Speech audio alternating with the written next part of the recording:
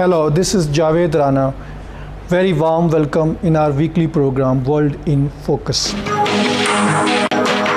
John Negroponte, going by what he said, was the three components of their policies on the tribal area: security, dialogue, and then the economic component. Do you think the militaristic agenda that Pakistan and partly the Americans have been pursuing in the tribal area somehow is a dominating factor, and that is a source of main concern? Well, unfortunately, the military aspect of the policy in the tribal area of Pakistan and the U.S., or the non-policy of Pakistan and the U.S. The portrayal of Islamists in Pakistan as extremists, militants, blah blah, they can take the nuclear weapons, and the kind of the image that exists about them, how far that has some sort of linkages with the reality, or it is all in the air? I think it is totally unreal. The Islamist parties in this country are the most democratic. John Negroponte has made that statement again, that they want a stable Pakistan. Do you think their policies are leading towards make Pakistan stable, or really it's giving a little more hype to destabilize Pakistan in terms of the violence that we witnessed? Americans are on the record to have said that they have a contingency plan to take out Pakistan's nukes in case they feel that these can go possibly into the hands of what they call as extremists. So what Americans are looking for Pakistan in terms of stability, following their policy, and then action on ground seems to be a little self-contradictory. Well, I can't defend American policy. In fact, I think American policy here has really been off the mark. Why do Americans lack this kind of understanding? I think it's at some level people should have agree on what the ambassador has pointed out. These are very basic points. It's too late now to start differentiating between Al-Qaeda, the Taliban, Pakistani militants. Are we really unreliable, as Americans would not say publicly, but by their actions they've got everything to say that? I don't think we are unreliable, at least not as unreliable as India, because if you look at the record, there has been proliferation of technology between India and Israel.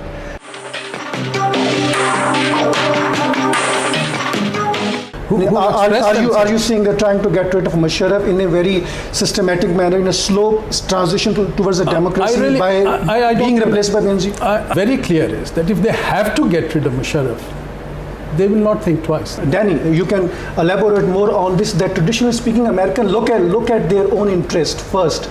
They are least bothered, and if the leaders become very unpopular, they will try to bring somebody who can replace him with the same agenda. Mm-hmm. Am I right on that? No, I mean they're already trying to do it. And when you talk about the Americans, if they are going to drop Musharraf, in many ways they have. There is very orthodox culture in the tribal area.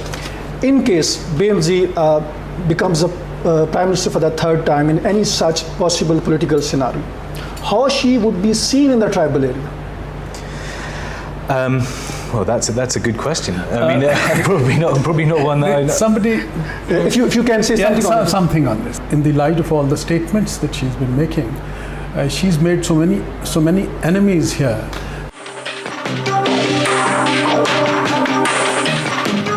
Atmosphere in which Pakistan India we see they've got some sort of cover of their institutional democracy. There has never been a takeover. You think somehow the military takeovers frequently in Pakistan and our military generals still in uniform, that is the reason because of which the world at large is not ready to accept us? No, I don't think that the situation that you have painted is the reason why we're getting a bad image. And do you think it's because of the kind of the military rule that we have been having? I think the military rule has some reason in the development of the situation in law and order in Pakistan.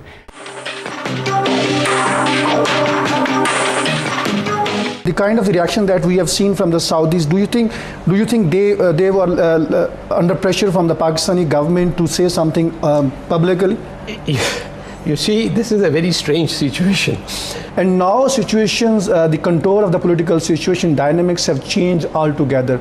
Now we find that the Americans are taking much more interest in getting Benazir back in power, and they have not shown any such interest in Nawaz Sharif, I mean, perhaps because of his right moderate background, do you think Americans somehow or the other might be behind in such behind the scene political activities where they really don't want in the heart of heart Nawaz Sharif to stage comeback?